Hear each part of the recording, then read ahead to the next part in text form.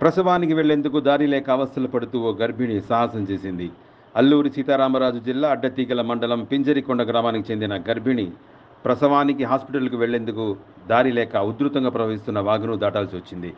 స్వతంత్రం వచ్చి నేళ్లైనా ప్రభుత్వాలు ఎన్ని మారినా గిరిజన బ్రతుకుల్లో మాత్రం ఎలాంటి మార్పు రాలేదు.